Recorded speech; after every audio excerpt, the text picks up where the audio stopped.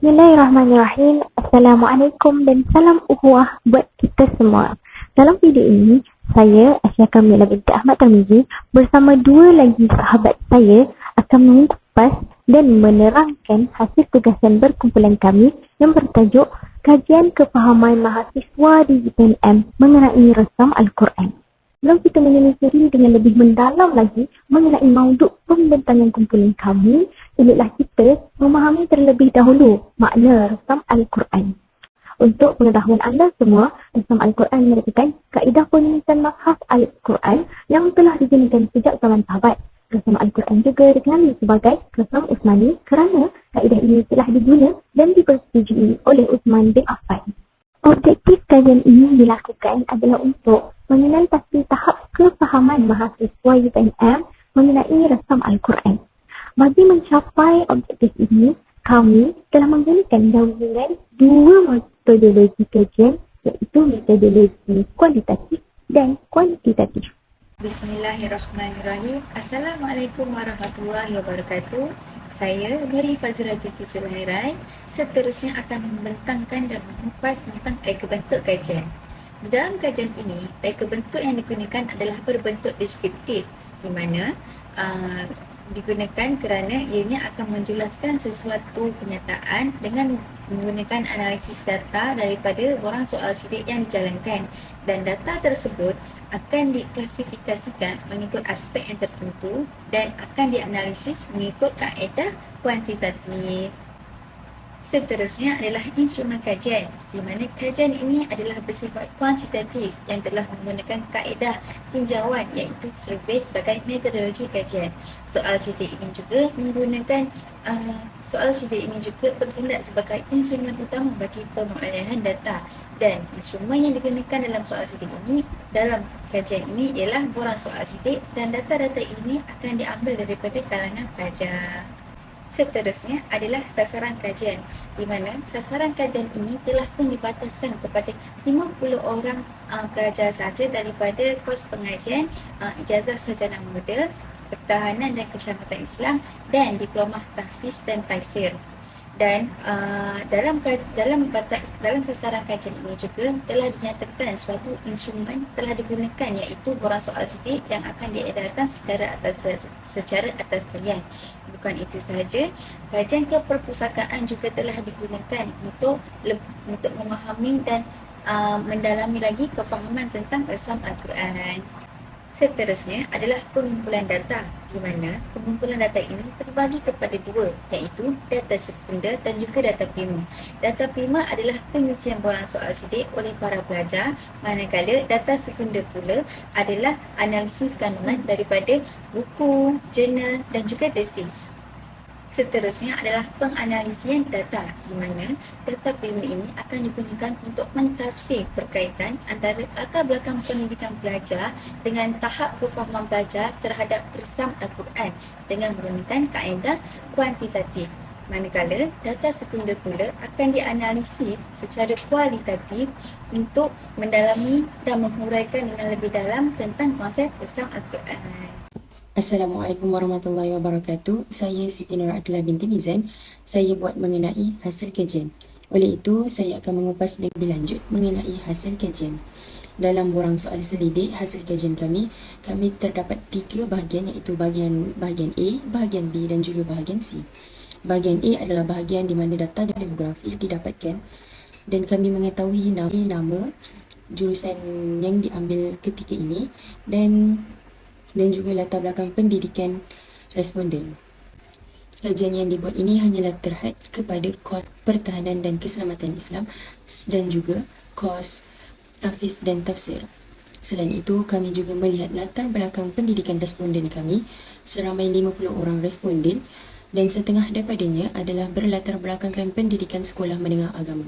Hasil daripada kajian bahagian A yang kami dapati, saya boleh menyimpulkan kebanyakan mereka mempunyai pengalaman belajar mengenai Resam Al-Quran, dan kemungkinan hanya beberapa orang sahaja yang tidak pernah belajar mengenai Resam Al-Quran.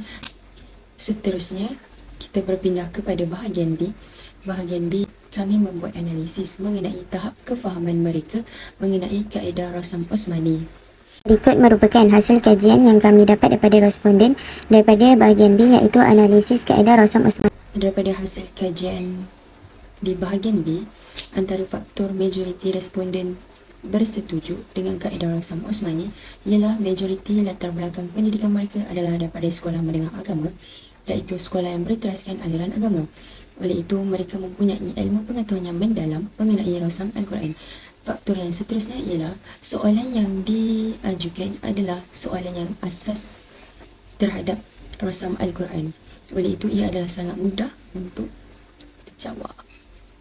Kita teruskan lagi dengan bahagian yang terakhir, iaitu bahagian C, di mana bahagian C ini kami mengenal pasti dan menganalisis masalah-masalah pembelajaran Al-Quran Rosam Osmani yang dihadapi oleh mahasiswa-mahasiswa di UPNM, terutamanya pelajar yang mengambil kos pertahanan keselamatan Islam dan juga tafsir dan tahfiz. Gambar raja ini menunjukkan hasil kajian di bahagian C, iaitu mengenai masalah mahasiswa dan mahasiswi dalam pembelajaran Rosam Al-Quran Rosam Osmani. Berdasarkan hasil dapatan kajian ini, kami mendapati terdapat beberapa masalah yang telah menjadi faktor kepada lemahnya kefahaman mahasiswa mengenai Rosam Al-Quran. Berdasarkan faktor-faktor berikut, kami telah menyediakan beberapa cadangan penambahbaikan agar kefahaman mengenai Rosam Al-Quran dapat dipertingkat. Dan antara cadangan ini ialah, yang pertama, kami mencadangkan agar mahasiswa mempunyai iltizam dan kesungguhan yang tinggi untuk mendapatkan informasi dan data mengenai ilmu Rosam ini. Dan yang kedua, kami juga mengisyaratkan agar kelab persatuan di UPNM seperti kelab Sahabat Al-Fatih agar melaksanakan pelbagai program yang dapat meningkatkan kefahaman mengenai Rosam Al-Quran secara mendalam. Sebagai contoh program yang boleh dilakukan ialah kempen mempelajari Rosam Al-Quran serta kuliah-kuliah agama. Bismillahirrahmanirrahim. Assalamualaikum warahmatullahi wabarakatuh.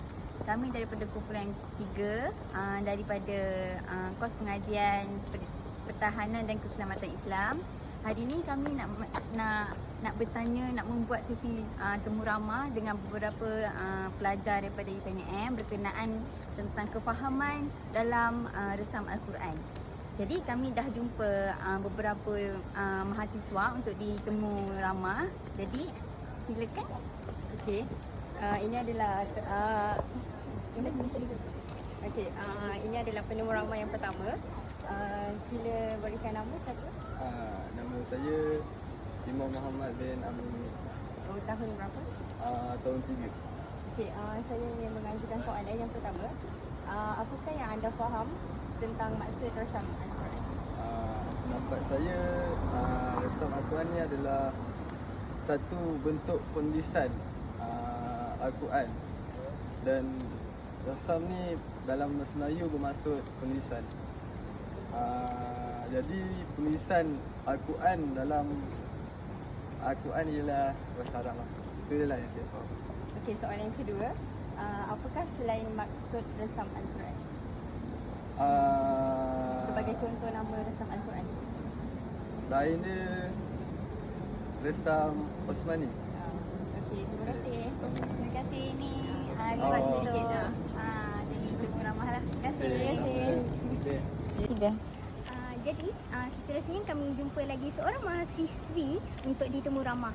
Okey, baiklah. Boleh saya tahu nama? Okey, hai, Assalamualaikum. Nama saya Syazwani binti Zulkifli Ahad dan merupakan pelajar tahun 3 Pertahanan dan Keselamatan Islam. Okey, baiklah. Jadi kita jumpa seorang pelajar Pertahanan dan Keselamatan Islam. Jadi kita akan tanya berkenaan dengan perkembangan Rosam Al-Quran. Boleh terangkan sedikit? Perkembangan sejarah kan? Yes. Okey, so perkembangan Rosam Al-Quran, kalau diikutkan pada zaman dahulu, penulisan Al-Quran ni ditulis di pelbagai tempat dan secara tidak teratur. Ada yang ditulis di pelepah daun, dekat dinding-dinding, dekat kulit haiwan yang telah dikeringkan. So benda tu, ayat Quran tu tidak tersusun lah.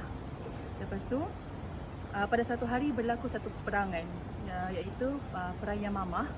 So pada waktu Perang Yamamah ni, sangat ramai yang telah meninggal dunia termasuk para hufaz. So melihat kepada keadaan tu yang semakin kritikal, so Sayyidina Uthman bin Affan telah mencadangkan supaya Al-Quran tu dibukukan. Tapi cadangan tu sempat ditentang oleh Sayyidina Abu Bakar radhiyallahu anhu kerana perkara tu adalah satu yang bid'ah dan tidak pernah dibuat oleh Rasulullah sallallahu alaihi wasallam.